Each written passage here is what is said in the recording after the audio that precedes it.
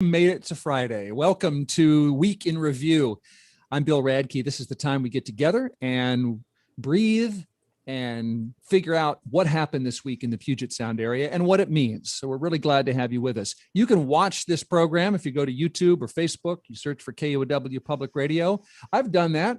I'm looking right now. So let's see who my guests are this week. Oh, look, it's PubliCola publisher and editor, Erica C Barnett. Hey, Erica C. Hey, Bill. Good to have you here. Have you won anything in the vaccine lottery, by the way? Not yet, but I am terrified of voicemails. So there could be good news on my, in my 300 voicemails that I haven't checked. I've never heard of that phobia before. Why are you terrified of voicemails?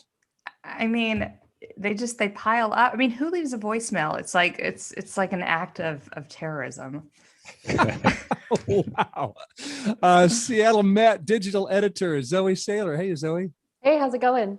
I'm good. Are you also nervous about voicemails? I totally understand that. I am afraid of voicemails and phone calls in general. So, right, just talking to someone. Exactly. But $1 million I will answer the phone for. So yeah, I'm keeping very track. Good.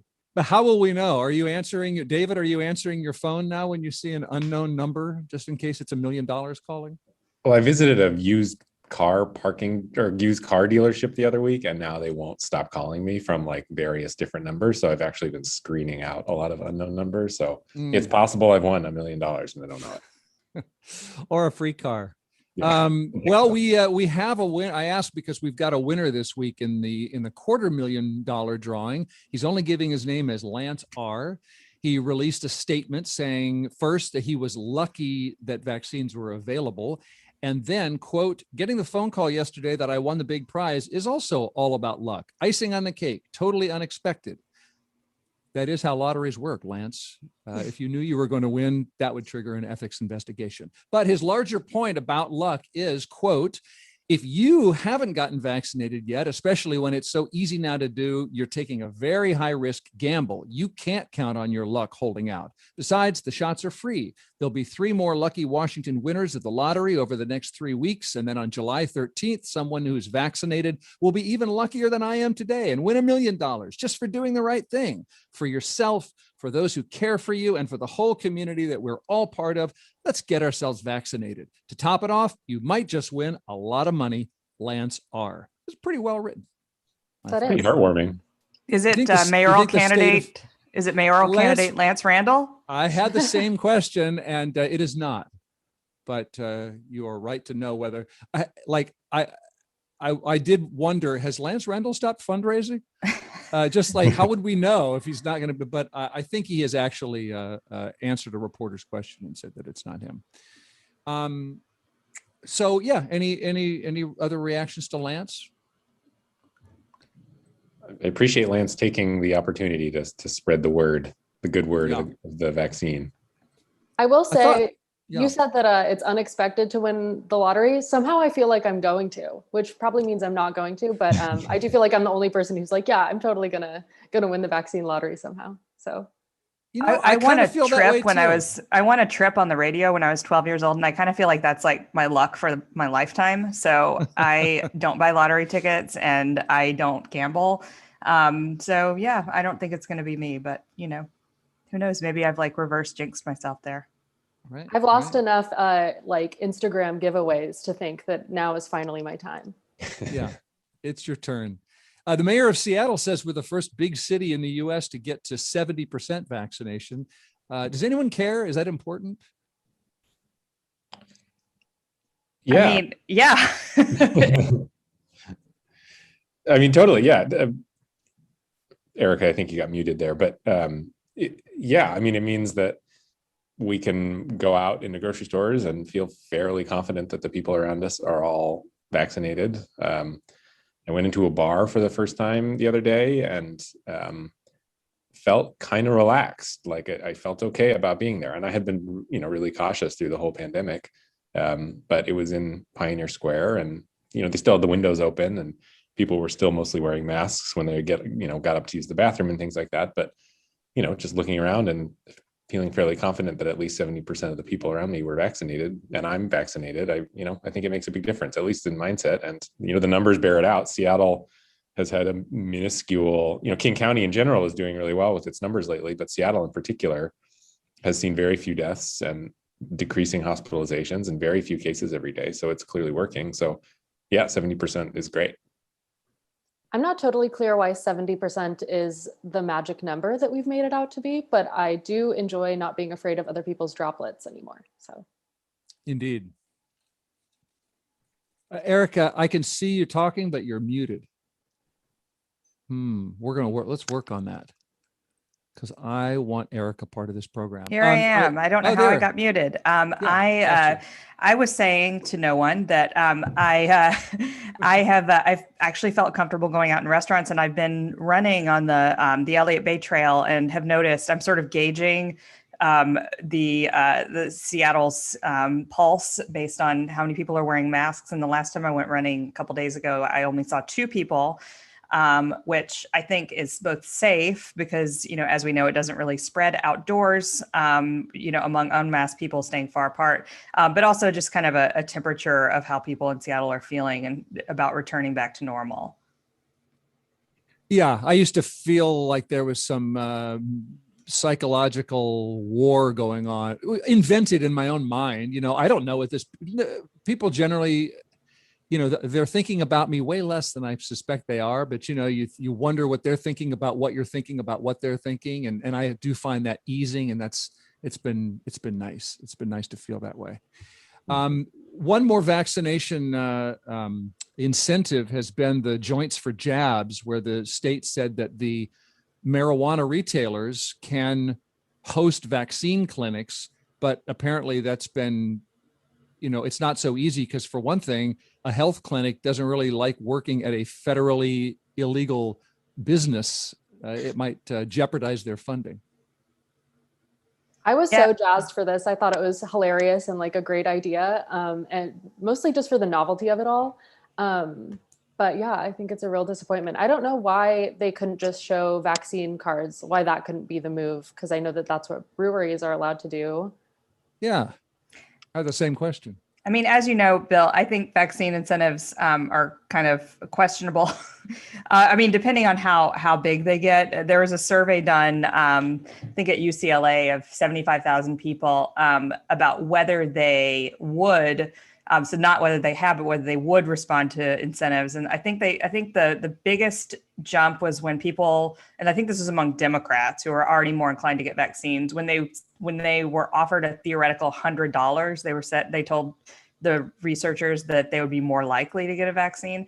And I think if the threshold is really $100, and it's a theoretical survey, but if it's really $100, at what point does it become completely unaffordable to bribe people into doing what they already ought to be doing to begin with? So I don't know. We'll see if the vaccine incentives actually work. I don't think we know yet. And we won't know until kind of after this is all over. Yeah. Any other thoughts on that? I think Ohio was the first one to do this $1 million lottery. And reports seem to suggest it kind of worked in Ohio, but it was also so novel and new at the time, and it got a ton of national attention.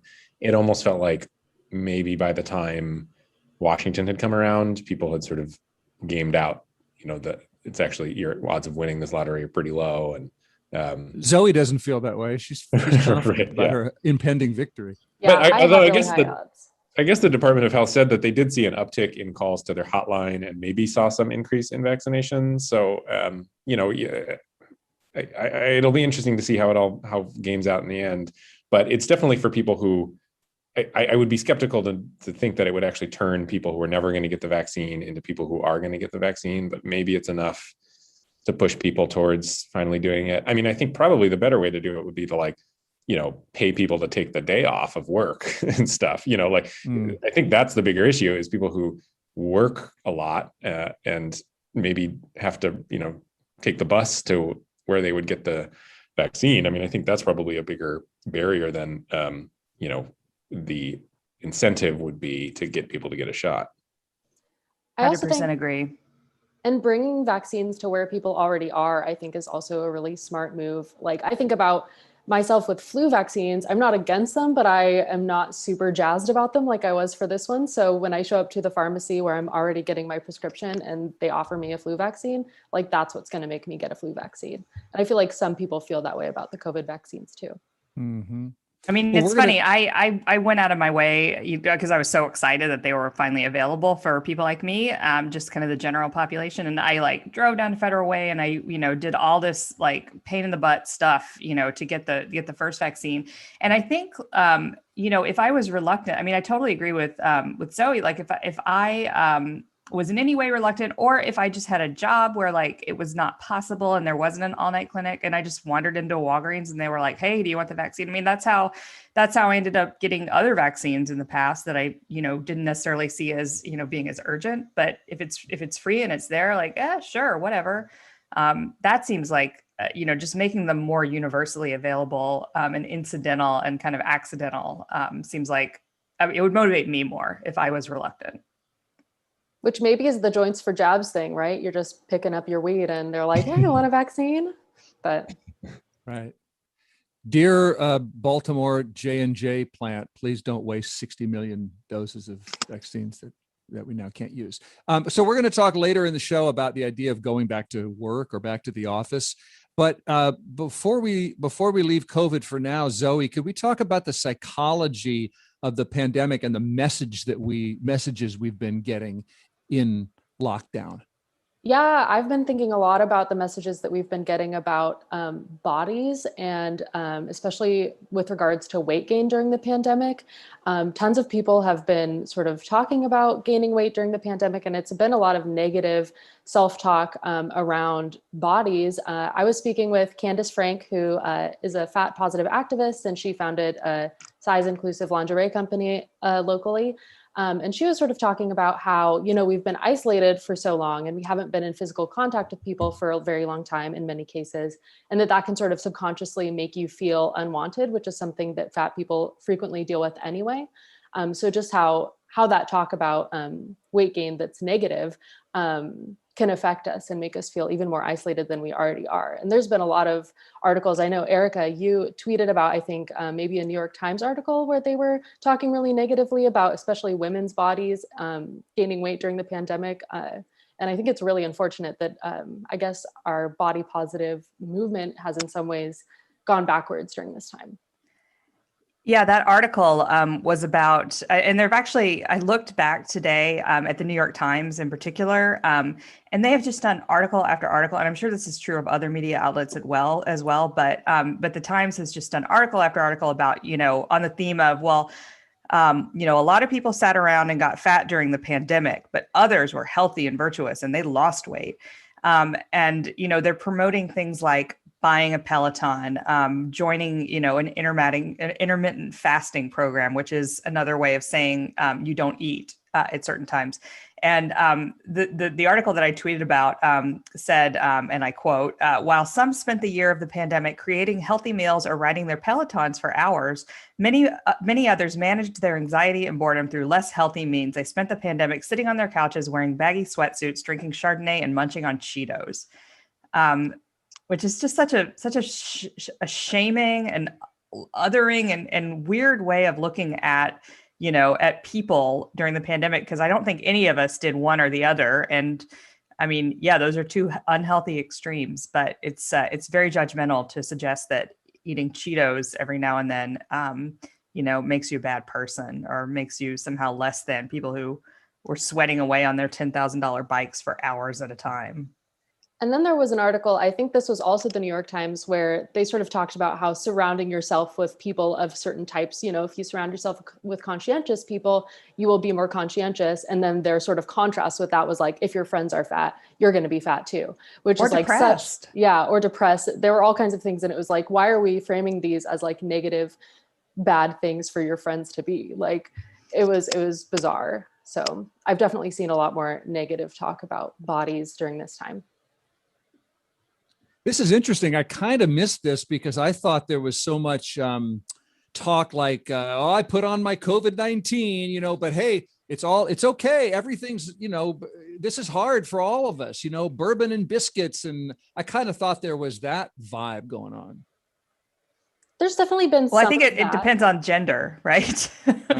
Like I feel like what has been marketed to me is, you know, you need to like simultaneously be figuring out how to lose that weight so you can fit back into your clothes and like wear your high heels and go back to high fashion or whatever, you know, consume. And also, you know, one thing we've talked about before, Bill, is, you know, you need to be drinking to cope. Like, oh my God, everything's so hard. Like, why not have wine at lunch? Why not, you know, have a 5 o'clock cocktail every day? And here are some cocktail recipes. And, you know, by the way, you can drive through, you know, your local restaurant now and get a cocktail to cope. And, you know, I think cocktails to cope would be a good slogan for a lot of marketing during the pandemic as well. I downloaded the app Saucy early-ish. I can't remember when in the pandemic, but it's like an alcohol delivery app that recently came to Seattle during the pandemic. I thought it would be fun, you know, get some White Claw delivered to my house or whatever. But all of the push notifications were sort of things. I'm trying to remember one specific one. It was like alcohol because no good story ever started with a salad. And they were all just, you know, that alcohol specific marketing, which is, yeah, I think a little bit bizarre and kind of fosters some negative habits. So what, before we leave the pandemic then, do you think anything will change? Do you have any advice for people who are, I don't know, maybe we're at war with ourselves about what we've done or what we're gonna do in the pandemic or what we think people want out of us? Anything else? I think we've seen that. I think, well, the thing for me is knowing that everybody is feeling some version of that, I think. And, you know, my friends, I've been seeing friends in person more and having more people over. And, you know, I've been seeing work colleagues a little bit more. I'm actually in the office right now. And it's kind of amazing how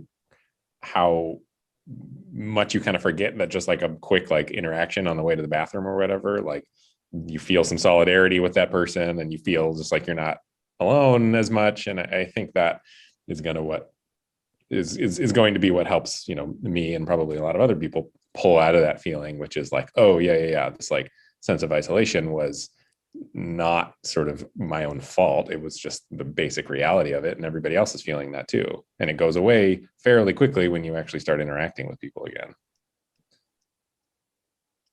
I mean, okay. I don't work in an office and haven't for a very long time, but and I enjoy that. But I do think, I mean, we will talk about this with Amazon. I mean, I do think there is like a balance that you can create for yourself. And I didn't, you know, during the pandemic, I didn't really, except at the very beginning, didn't stop going out and reporting. And so my status quo kind of has returned back to, you know, the pre-pandemic normal. Yeah, we're going to tell you about the Amazon switch when it comes to the home office balance, and we'll talk a little bit more about that later in the show. You're listening to Week in Review. We've got Erica C Barnett here, and we've got Zoe Sayler, and we've got David Kroman, all figuring out what happened this week and what it means. And we're going to take a short break, and then we're going to come back and talk about a rally that I don't know what's going to happen this weekend, but the city of Seattle is not permitting a rally on Capitol Hill. And we'll tell you why as we return. You can watch the show if you go to YouTube or Facebook and search for KUOW Public Radio. Week in Review is going to be right back.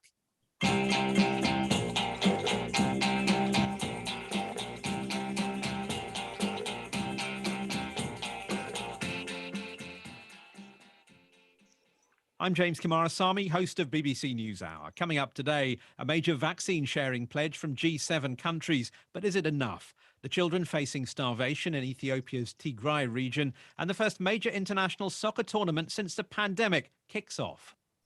Those stories and much, much more. BBC NewsHour begins this afternoon at 1 o'clock. Support for KUOW comes from ArchBright, offering training to close critical skills gaps, develop workplace leaders, and build employee engagement. Virtual classes available for individual enrollment or as private team trainings. Details and more at archbright.com. 55 degrees in Seattle with light rain. Forecast says we'll reach the mid-60s today. 80% chance of rain overnight, 30% chance of rain tomorrow. KUOW 94.9, Seattle's NPR news station. It's 12:26, and it's KUOW's Week in Review. On a rainy June Friday, you're with Seattle Met digital editor Zoe Sayler, Crosscut reporter David Kroman, PubliCola publisher and editor Erica C Barnett, and I'm Bill Radke. This week, on the one-year anniversary of the so-called CHOP, the police-free protest zone on Capitol Hill, the MC of a band that played at the CHOP last summer, Marshall Hughes, said the protests are not over. And there are a group of committed thousands of people that are willing to do whatever it takes to see this world and this city change. So I think where the movement is right now is in great hands, in exciting hands, and it's bubbling. And the more and more the weather gets nice, the more and more Seattle people are going to have the energy to come out here and channel it, hopefully, in positive, safe, healthy, friendly ways. I believe Seattle is going to be the epicenter of the revolution, and it's happening this summer. Well, a group did want to mark the CHOP anniversary this weekend with a rally, but Erica, the city of Seattle denied them a permit. Why is that? Well, the reason that they gave for denying the permit was that essentially there was safety concerns and that neighbors in the area or community members who were not really defined had expressed concerns that it would be upsetting or traumatizing to commemorate the events of CHOP. And so at the very last minute, after months and months of working with this group, Chop Arts, which wanted to do essentially the way the organizer Mark Anthony described it to me was a Black Renaissance fair with, booths and art and kind of commemorating the art of Chop last year. They denied the permit at the last minute after months and gave this kind of, legally shaky, I think, justification. And that's why you saw the ACLU threatening to sue and the Public Defender Association as well, threatening to sue, saying that this is basically a content-based denial, which is unconstitutional under free speech law. Under the First Amendment. Mm-hmm. And David, after the permit was initially rejected, didn't the ralliers revise their proposal to the city to include a celebration of Juneteenth, the state holiday, regarding people finding out about the end of slavery after the Civil War? And it's still, the city wasn't permitting that either. Right. And I think the worst thing that you can do to squash an event that you don't want to happen is to forbid the event, because last summer was an example. I mean, we saw thousands of protests and gatherings that were not permitted. Not giving a permit to people does not stop people from coming out and doing the thing. But what it might do is sort of make it a little more confrontational than it would have otherwise been. Who knows? I mean, now we'll see what happens. But now it's the story, rather than this being the story of some people gathering together with a permit and sort of acknowledging this kind of momentous thing that happened last year. And now it's the story of, the city trying to suppress people from doing that. And, I think Erica has noted this, and I tend to agree, which is that I think had it gone ahead permitted, there's a pretty good chance it would have just been a small gathering of people. And now they've sort of set up the same battle lines that we saw last summer. Yeah, my headline initially on this story yesterday was city's decision to deny permit for event commemorating art at CHOP could backfire. And this was before the ACLU made their announcement. And I just updated it to say updated did backfire. It's incredibly predictable that this was what was going to happen. And I tweeted out, and maybe this sounds harsh, but it does speak to just a terrible political instinct on the part of Mayor Durkan. That because she doesn't want this to happen, they're going to ban it from happening, and that just is never how any of this works. You don't draw attention to something by saying, "Well, we're going to ban it." You allow it to happen and hope that it peters out, or hope that it's a small event, as described by the organizers themselves, who, by the way, invited police to participate and to attend the event. So this was not initially planned as like an anti-police, giant protest, and now who knows, but it could turn out to be something much bigger. This is purely. Yeah, go ahead. I was going to say this is purely speculative and a little bit on the limb, but one thing One thing that might be behind this is the city is under a lot of litigation right now because of CHOP, and there's a ongoing suit from the family of one of the people who was shot and killed kind of near CHOP, and then a bunch of businesses who are suing the city over how CHOP was handled. And their sort of central argument is that this wasn't just this organic thing that happened. This was a city sanctioned thing. I mean, they point to the fact that the city put dumpsters out for people and brought out porta potties and, even, put up some, I think some maybe planter boxes or something like that. And so they're trying to tie what these business owners see as the destruction of CHOP directly to the city to hold them liable. It's possible, and I'm not a lawyer, but the city giving out a permit to sort of commemorate CHOP could possibly play into that, hurt their legal case. But, these are behind the scenes things. The city attorney's office is never going to talk about their deliberations with the city because of executive privilege. So we're kind of all we're left with are the facts, which is that the ACLU probably has a decent case that this is being denied on the basis of content, like Erica had mentioned. Zoe, what was your take on all of this? I did notice that the person who was organizing this event, kept saying in some interviews, it's not a protest, it's a celebration, which absolutely sounds like what it was. But even if it was a protest, it seems like something that the city has to allow. I don't understand.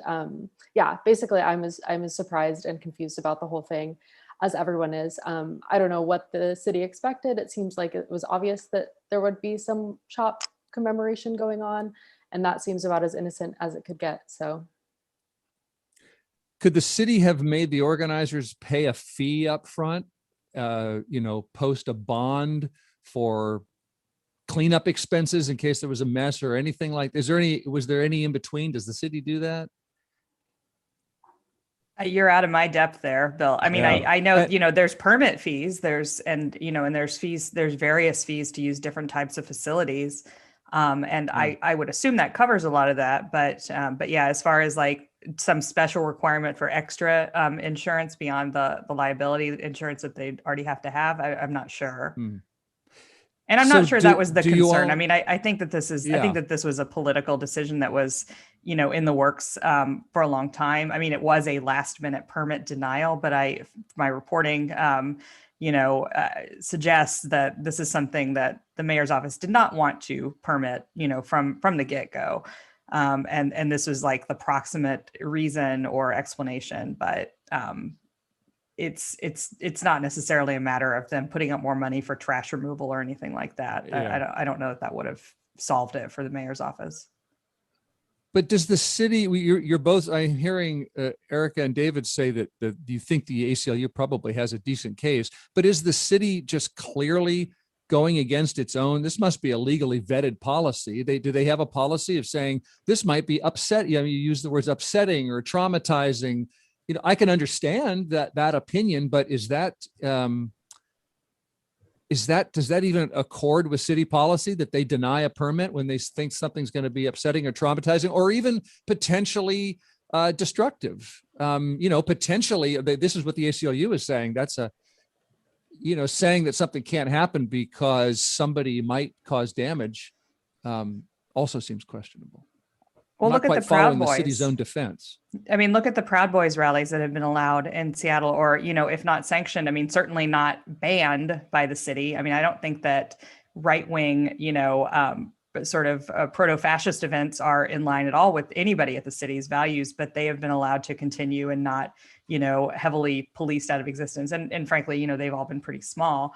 But I mean, that is the problem with banning things based on content that may be upsetting to people, is that, you get into this world of like weird double standards where the Proud Boys are okay, but art at CHOP isn't. And I think that's kind of where all free speech arguments and ACLU type arguments come from, is that you cannot say one type of content, could lead to people being violent or upsetting neighbors, and then allow another type of content that is, more objectionable within the standards of, of people in Seattle in general.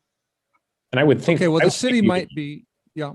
I was going to say, I would think they would need sort of actionable intelligence, not even just that a year ago there was some destruction and now we're commemorating that thing. I would think that they would need something like, we think that this specific event, somebody has made a threat or said that they're going to do some damage, and they have not said, at least publicly, that is what they have or know. Yeah. Okay. The city's pondering this maybe right now. The ACLU has threatened to sue if the city doesn't issue the permit, I think by sometime today, as we're taping the show on Friday. And then we'll see whether there's an unpermitted, people don't need a permit to show up and rally, and we'll see what happens this weekend. Meanwhile, since we're talking about the protest about policing, David, can you give us the thumbnail on how the Defund Police movement is going? What's happening there? Well, the city council is in this sort of interesting position where they, a few of them are starting to say that they feel like the city is losing momentum around this. We heard these pretty sweeping pledges from a lot of the city council last summer, promising fundamental change and systemic change and going well beyond reform. And the city is starting to sow the seeds of some of that, but I think there's this growing realization that these seeds are not going to germinate for a while. That this big pot of money that's being budgeted for police alternatives is really not going to start getting out the door until sometime next year, middle of next year. And so what we're hearing is city council people feeling like they need to show something and fairly quickly that they are still committed to this project of fundamentally changing law enforcement. And I think, but they have not really gotten on the same page of exactly how to do that, at least in the short term. And it feels, one council member, Lisa Herbold, said it, starting to feel a little bit like what we've seen in the past around big promises made by city government, which is they happen and then they kind of get lost in the Seattle process. So I don't think anyone's throwing up their hands and saying this isn't working or we're failing or anything like that, but we're starting to hear at least some kind of warning bells from people on the city council that they feel like this project is not moving quite as smoothly as they were hoping it would be.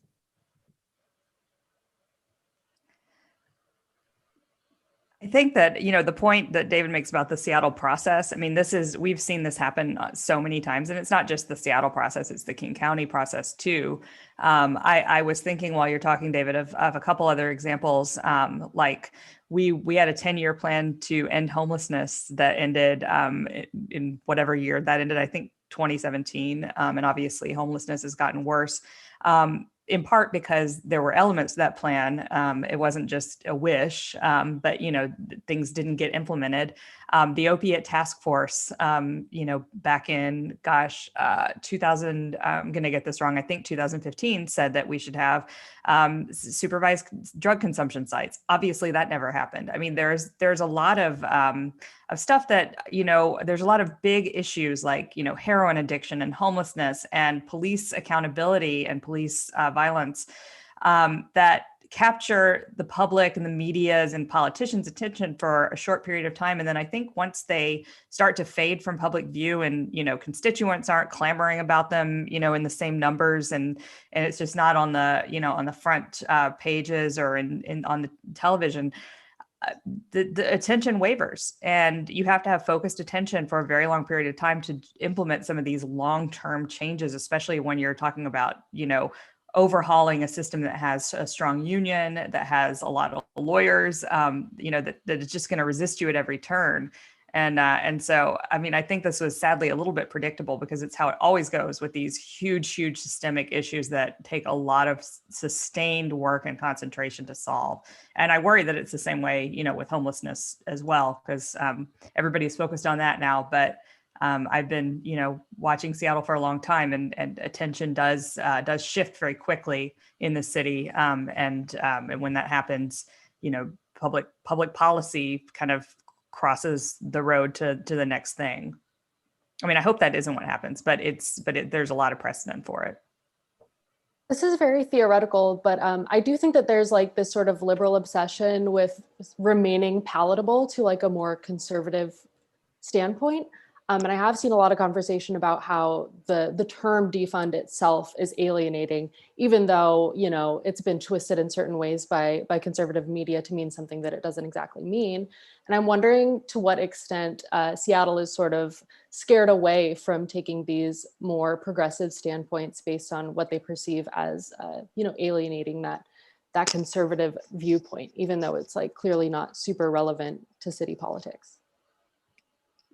That's an interesting question. Would the advocates be better off just calling it reform and not defund if it's an issue of seeming threatening to, if the term seems threatening? Does that seem like a trend working against reform? Is the idea that that some people are put off by the idea of defunding the police department? Well, you could kind of chicken and egg it a little bit, which is, I think, part of the reason there was so much momentum last summer is because it has this kind of punchiness to that term. I'm not sure we would ever be where we are right now had it not been, because, you know, reform the police, that's been a thing that people have been saying now, you know, especially in Seattle for decades, kind of forever, since the 1970s. Defund the police was sort of positing an entirely different approach to changing how public safety works, which is rather than fixing the system we have, we want to create a new system. The problem— How about reimagine? You know, that I think that's the mayor's preferred term, and it's sort of trying to straddle the line between the two. It hasn't quite caught on quite like defund the police has. But, you know, the problem is, and you're never going to get away with this, the problem is when you try and change and create a new system, the old system is not going to lie down and let that happen. And building a new system is really hard. I mean, we have these programs that live in Seattle that are functionally kind of already doing what a lot of the activists had been calling for. And yet there's, you know, even after a decade or more of existence, they're still small. They still— well, basically, we're talking about social service responses instead of someone calling 911, et cetera, or traffic policing, that kind of things that don't have to be done with a cop and a gun. Right. You know, they're still small. They take a long time to build. There's a lot of argument around whether it's the best approach. They have to justify their existence daily, almost, are fighting for every dollar. And so, you know, we know that this is hard. And so I think kind of what the city council is grappling with right now is it was an emotional time. And, you know, I think as a politician, it makes sense to seize on that emotion if you want to get something done and to set this wheel into motion. But, you know, at the same time, if you go long enough without delivering something that passes the quote C test, which is, do people see it? Do people feel it? Is it something they interact with every day? If the answer to that is no, a year later, then people start to, pendulum starts to swing back the other direction, or the people who are ostensibly supportive of your mission might start to abandon that or lose faith that it's ever going to happen. And I think I don't think anyone in City Hall is saying that's what has happened yet, but they're saying it is sort of progressing that direction with the pace that they're moving right now. Okay. Yes, Erica. Just quickly, I don't think this is, a mayor or council thing. I think there's been real failings on both sides. Excessive promises made perhaps on the council's part when they were wrapped up in the emotion of it. And then the whole process of participatory budgeting has had a lot of hiccups along the way. And then the mayor's kind of commitment is to reimagining, which I think is a synonym for reform, which is not what people have been demanding. So there's just a lot of sort of missteps and walkbacks on both sides. One more city note before we pause on Week in Review. Pre-pandemic, you don't pay your rent, you don't have a home, but so many people lost work in the pandemic. There have been eviction moratoriums to keep people in their homes. The state and city of Seattle eviction moratoriums expire at the end of this month. This week, the Seattle City Council passed some bills to help renters, made it hard to evict students and school employees during the school year, preventing a lot of post-pandemic evictions, making landlords offer tenants a new, a renewal of their lease in a lot of cases. Does anyone think, is it a slam dunk that the mayor signs this? Is there any question about that? I haven't heard anything to the contrary. I don't know if you have, Erica. I have not. I think in some ways, I think this is, interesting approach or whatever by the city council on this, but in some ways the real issue, I mean, at the end of the day, what people need right now is money to cover the rent that they have not been able to pay. And that goes for both housing providers and tenants. They both basically just need money. And that money exists. There's kind of an unprecedented amount of money in the system to help those people. The real problem is just getting it out the door. I mean, we're talking hundreds of millions of dollars that the city and county has never needed to figure out how to spend before, and about 3 weeks to spend it. So that, I mean, what the city council does in some ways is kind of nibbling around the edges of that larger thing, which is people could end up being evicted even while waiting on a wait list to get rental assistance.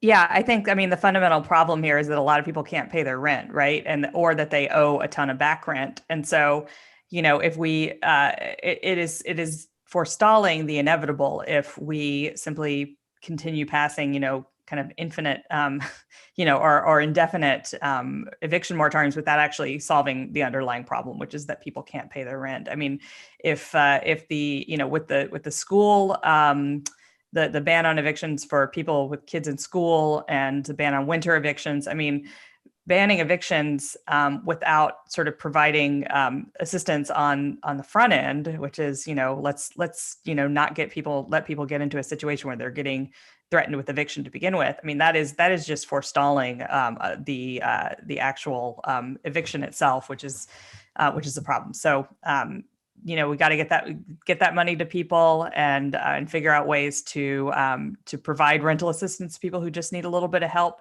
every month on the front end, so we don't get in the situation where we're just kind of saying to landlords, you're not allowed to evict anybody ever.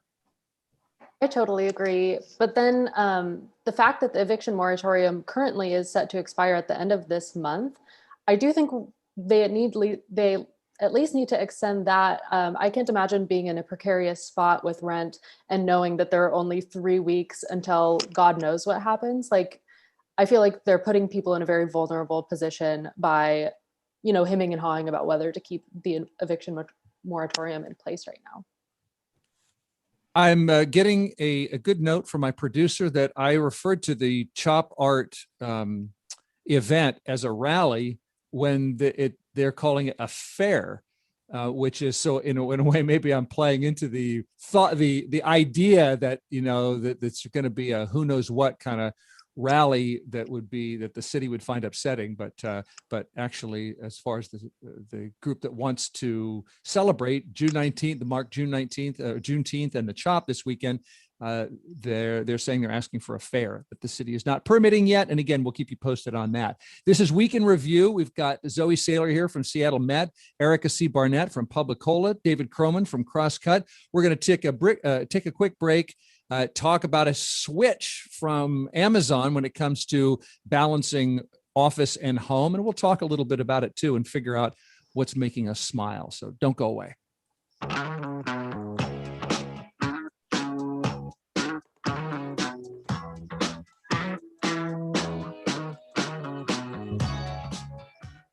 KUOW will be hosting a special broadcast next week on the complexities of Asian identities and experiences in the U.S. today. And we want to hear from you. What does it mean to be Asian in America today? Call us at 877-304-7190. Leave us a voicemail sharing your perspective. That's 877-304-7190. Thanks. Support for KUOW comes from Taco Time, family-owned with a focus on locally sourced ingredients and compostable packaging. With 79 locations around the Puget Sound, online ordering is available at tacotimenw.com and on the Taco Time Northwest app. It is rainy and misty and 55 degrees in Seattle. KUOW 94.9, Seattle's NPR news station. It's 12:51, and it's KUOW's Week in Review. You could be looking at your computer your phone right now and watching Week in Review on YouTube or Facebook. You just search for KUOW Public Radio, and you can see Zoe Sayler, David Kroman, Erica Barnett, me, Bill Radke there. If you're in an office, then your coworkers will be able to see that you're watching Week in Review. If you're working from home, then maybe it's a private affair. We have talked this show about vaccine lotteries and pandemic marketing. Now we want to talk about this question of work from home. This week, Amazon backtracked somewhat and said that all their office employees, their corporate employees, do not, after all, have to return to buildings full-time by this fall. They can keep working remotely for at least 2 days per week. One South Lake Union restaurant owner told KUOW's David Hyde that he welcomes the return of Amazon employees to the downtown campus, but he has learned he can't count on that. Matt Garland is the chef at the GH Pasta Company restaurant near the Amazon campus downtown. And he says 2020 led to a massive change in their business. Before the shutdown, before COVID happened, probably 80% of it came from Amazon employees. And Garland says their core business shifted away from office workers. Most of our business has been takeout anyway, and a lot of people in this neighborhood have been really loyal to us, so they've kept us afloat for the past year. David, you think Amazon's decision has big implications? Yeah, I mean, Seattle, I don't know if this is still true, but at least a couple of years ago was the biggest company town in the country, at least as far as building square footage goes, by like a lot. Company town meaning dominated by one company in this case, right. The proportion of total commercial square footage in Seattle that is owned and controlled by Amazon is like way larger than any other company in any other city. And so Amazon's decision is sort of, you could almost liken it to GM's decision in Michigan, or, I mean, it's like obviously a much different style of work and a much different workforce, but what they do or don't, I mean, all of South Lake Union is what it is because of Amazon. They've built all those buildings. It's an entirely different neighborhood. So if they don't, by the way, this is less of a big deal, but still a big deal in Bellevue. Just want to acknowledge that this is not just a South Lake Union thing. Yes, go on. Right. So, there's always been talk about, will Amazon leave? How much will Amazon leave? I'm always a little skeptical of that, just because they spent so much money and energy building all these skyscrapers and globes. It would be odd to just leave them all behind. But of course, the pandemic changes all that. I don't know what they'll do, but I do think it means a lot for downtown. Zoe, you have said that the work-life balance, which is a little different from office versus home balance, but that this is all feels skewed since we don't really have the life part that we used to anyway. What are you thinking about how we're going to figure this out post-pandemic? Yeah, I was thinking about this. Seattle, according to a recent study, is the third most burned out city in the nation. Are you guys feeling that? I can relate, but I was wondering, is it from a lot of us working from home? Is it because we were hit really hard with COVID at the very beginning? And I suspect that a lot of it has to do with the fact that we haven't had the life element of work-life balance, whether you work in an office or whether you work from home or work a different job entirely. If you can get off of work and then go to the movies or go to a happy hour with your friends or take your kids to soccer practice or whatever it is, you have something to do that takes you away from work. And now it's just work, home. I guess that's changing now. But for the past year, we haven't had that alternative to take us away from it. And I think that is really draining. I mean, as I said earlier, I work from home. I think, every office culture, though, that I've ever been in, would really benefit from being like half-time. I totally see what David was saying about, running into people and having that kind of in-person interaction and, and also some accountability if you are not a person who can easily transition from one thing to another and wants to, be playing with the cat or going to the refrigerator. But I also know that for a lot of people, particularly women, it's a double-edged sword either way. Like if you're home all the time, you're expected to do a lot more housework, which was what we've seen during the pandemic, and a lot more childcare. If you have no flexibility and you're having to do that commute to the office every single day from wherever you live, that also limits your life, no matter who you are. So So when I've talked to people, just kind of surveyed my friends who work in offices or who used to, they've said, 2 days a week, that sounds good, like 2 to 3 days a week in the office, and then the other 3 days off and at home and with some flexibility. Adults are capable of balancing their schedules. And I think people really realized that during the pandemic that, you don't necessarily need to be, clocking in at 8 and leaving at 5 exactly every day. And that there can be more of a balance. So, I mean, the impact that it'll have on downtown, obviously remains to be seen. But I think that shift was happening anyway before the pandemic, where people were not necessarily like getting in their cars or getting on the train or getting on the bus and doing this, the set commute every single day anyway, because technology has just made it a lot easier to be flexible. It's been fascinating to see how much leverage workers have been able to get, office workers in particular, during this time. I've seen a lot of people, talking on Twitter about, I'm not going back to work if I have to go back into the office. Like, I refuse to take a job where I can't have some flexibility. And I think it's sort of unprecedented that, Amazon sort of bowed to that and was like, okay, you can come in a few days a week. It's really interesting, and it seems like it's going to be a complete shift. I agree that the shift was already happening, but I think it's going to be a huge change for how labor looks in the United States now. Do you think it's a broad question, but I wonder how much companies, employers know how the quantity and quality of work that people do one place versus another? Do they just basically not know and they're going with inertia? Or I hear people accusing them of a boomer power play, or maybe they know very well that the ones who do want their workers back, maybe they have some evidence that workers have been less productive, or I just don't know exactly who knows what when we're talking about who goes in and who doesn't and why. Yeah. And I think it just varies so much depending on the type of person. I think there's a lot of jobs that, like programmers, I've heard, often work very, very well, not being, constantly surrounded by people and activity and noise and just all the stuff of an office. I personally, as a writer, absolutely hate open office plans that I've been in because it's just very hard to concentrate. And so, maybe a lot of creative workers work better at home.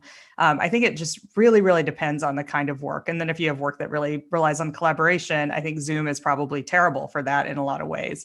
So I don't know if if that has really been quantified at a mass scale yet, but I think it's going to depend on the kind of work, really heavily. I need you to be super productive because I've left very little time to say anything making you smile, because I just looked at the clock. It's about time to say goodbye. Any happy news? I went to my first live comedy show and it was so much fun. Oh. It was at Flying Booths in Ravenna, and I just laughed and everyone was laughing and there were droplets everywhere. It was amazing. Yes. Hey, the droplets, the heckling, laughing droplets. Okay, that's actually, if I could use that as my segue, I'm going to leave us with some music here as I say goodbye, because Jazz Alley started up yesterday. So this is Lisa Fisher at Jazz Alley singing one of her hits, "Ain't No Sunshine." You have been listening to Week in Review. I'm Bill Radke, and I really want to thank my guests. We've got Seattle Met digital editor Zoe Sayler, Crosscut reporter David Kroman, PubliCola publisher and editor Erica Barnett. I just love seeing you every week. Thanks, everybody, for doing the show. Thank you. Thanks. Thanks, Bill. We'll do it again next week. Thanks to our producer, Sarah Leibovitz. Thanks to the social media and live streaming work we get from Juan Pablo Chiquiza and Tio Popescu. We do this visually on YouTube and Facebook. And we want to thank you for listening. We'll see you again next week. Have a